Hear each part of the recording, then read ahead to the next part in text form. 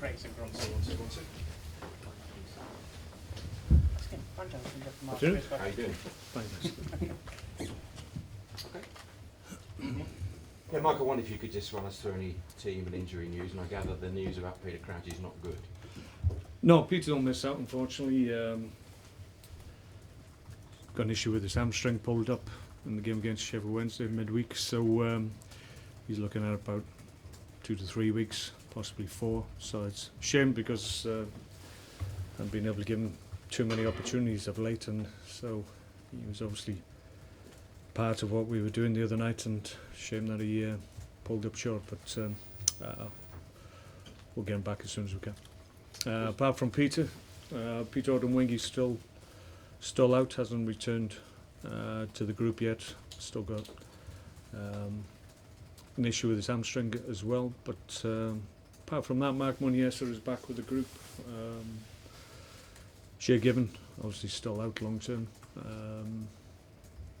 That's about it. I think everybody else is okay. What are your thoughts about last week? It was a bit up and down, wasn't it? The disappointment of Sunderland, and then a very good win over Sheffield Wednesday and through to your first League Cup final since '72. Yeah, we were pleased. I said after the Sunderland game that obviously there was circumstances. We went down to 10 men after 46 minutes, so that obviously had a detrimental effect on our ability to win that game. All said, we didn't play particularly well in that first half. But I said after the game that when we do have a disappointment, almost immediately we bounce back, and that's what we've done again. So that shows the quality and the mindset of the group. So we were pleased with that. It was a good performance. Made a good team in Sheffield Wednesday look quite ordinary on the night. I think people questioned that they didn't play particularly well. I would suggest that we didn't allow them to. So I think it was more of the manner of our performance rather than a lack of performance from Sheffield Wednesday. Man City come along next at Britannia, and they're without Aguero and Yaya Toure tomorrow. Yeah, they'll probably replace them with 2 other £25 million players probably. That's the quality of the group they've got. So yeah, they have that ability obviously to replace outstanding players with outstanding players. That's the top and bottom of it. So whoever we go up against, it doesn't matter if they've got players out injured. The guys that come in are accomplished players in their own right. So whatever combination we have to face, we know it's going to be a big test. What have you made of Pellegrini's team this year? There's just an occasional moment of frailty. I mean, I'm thinking of the home defeat to Liverpool, but not many gaps in the armour. No, I think they're an outstanding group of players. They at times key individuals, when they're not available, then that sometimes adversely affects them. You think of Vincent Kompany when he was playing week in, week out, they looked rock solid, and maybe without his influence, and the likes of Zabaleta as well.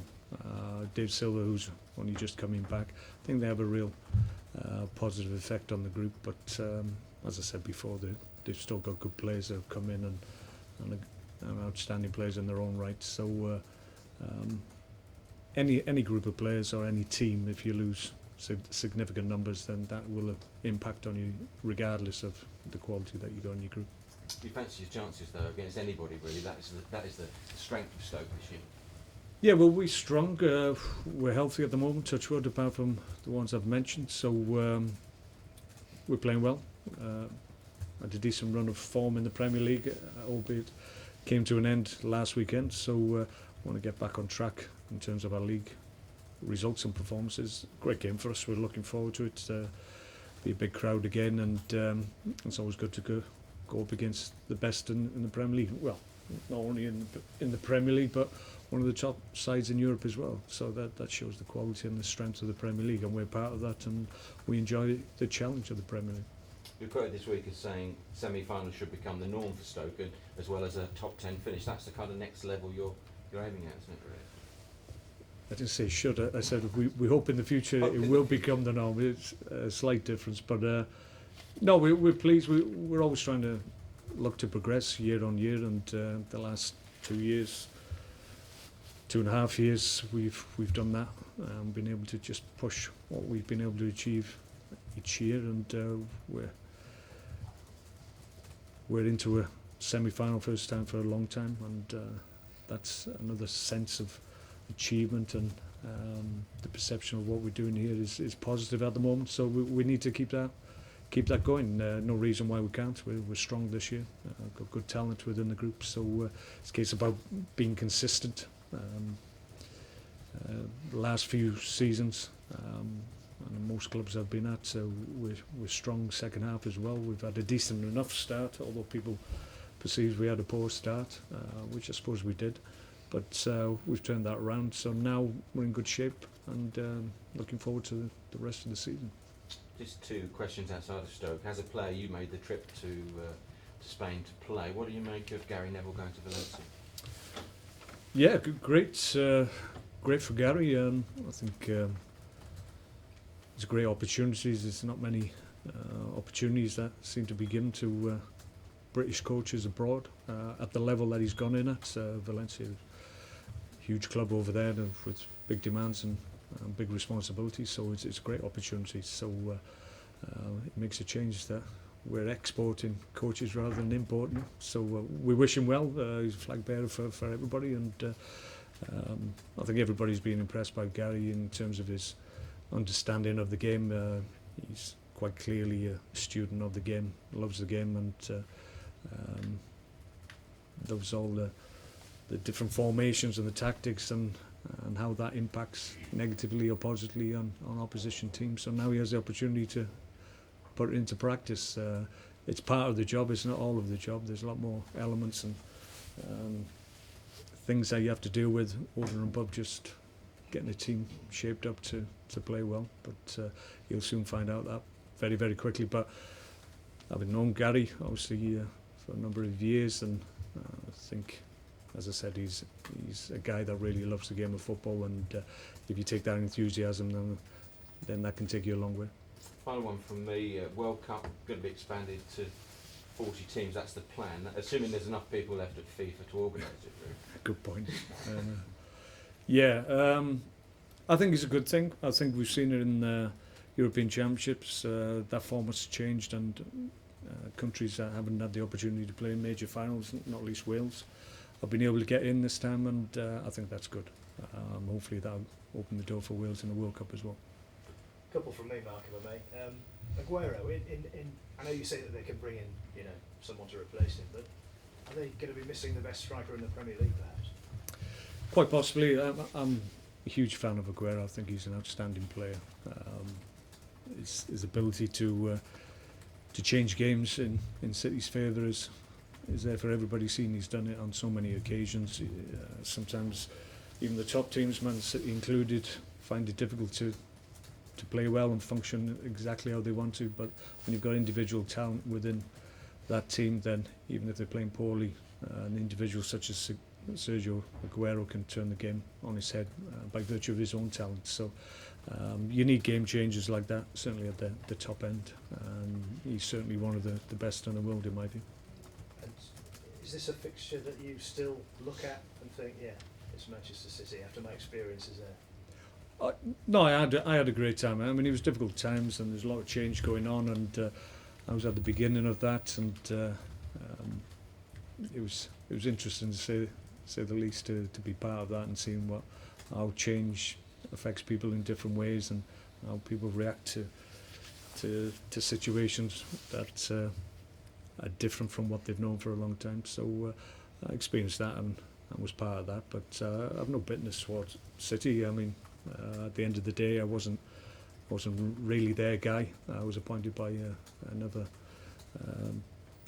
another group of people. So obviously when that group changed and City were owned by somebody else, then if I'm honest, it was only a matter of time before I got replaced. So looking back, I probably lasted as long as I could.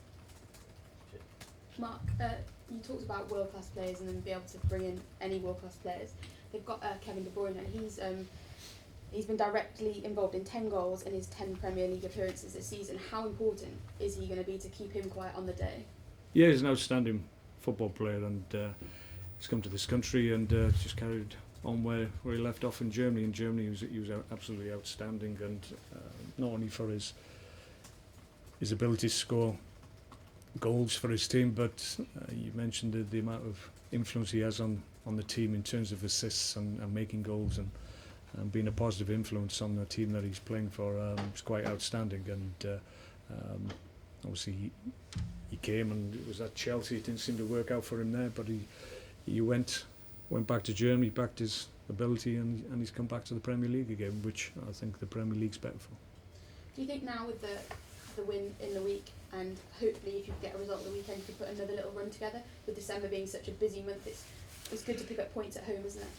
Yeah, it's a big period for everybody, and we're going to have to be really strong. If you look back on our results this time last year, it was a period where we picked up some great results, played really well, and really that set us up really nicely for the second part of the season, and we just carried on in the same vein, to be perfectly honest. So if we can have that run that you talk about in this period, when the games are coming thick and fast, then it can define our season. So we're looking to be positive, looking to get good results on the board and see where that takes us for the rest of the season. Just going back to Man City, you were obviously there when the first wave of investment came in. This week they've announced that they're going to have even more investment from China and possibly another level again. I mean, in the time since you were first there, can you quite believe how far they've come globally, I guess? No, I think that was always the plan. It doesn't surprise me at all. There was a desire and a will from the owners to really drive it on very, very quickly, probably more quickly than I thought initially. So no, it doesn't surprise me the amount of finance that has been thrown at it, and obviously they have ability now, because they're viewed as a world club, whereas previous, when I was there, it was a mid-table Premier League club, if we're honest.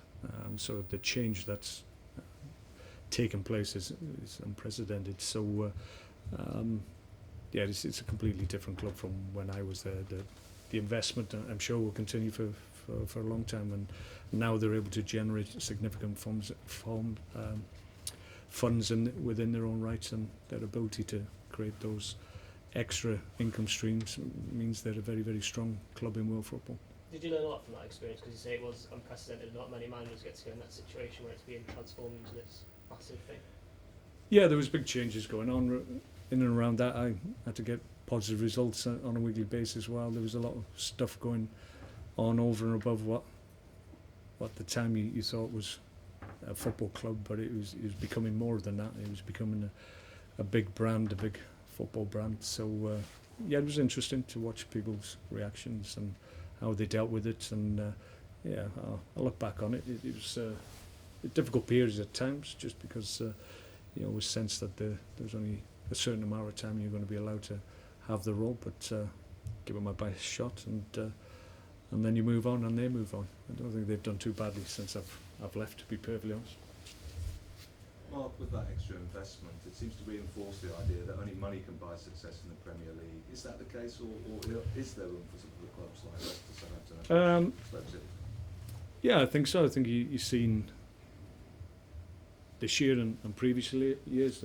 Obviously, this year is Leicester. Last year we likes the Swansea, Southampton, and what have you. So you can make inroads into that. We'd like to think we've still got progression to make, and we can get in the mix in any given season if we have a good run at it. But the truth of the matter is that at the top end of the table, invariably it will be the teams that have the biggest resources and the most financial strength. And you look at the financial reviews of seasons past and present, and you see the ones that spend the most money more often not end up at the top. So you have to spend money, you have to use your resources to the best of your ability, and if you do that, then you're likely to be at the top rather than the bottom.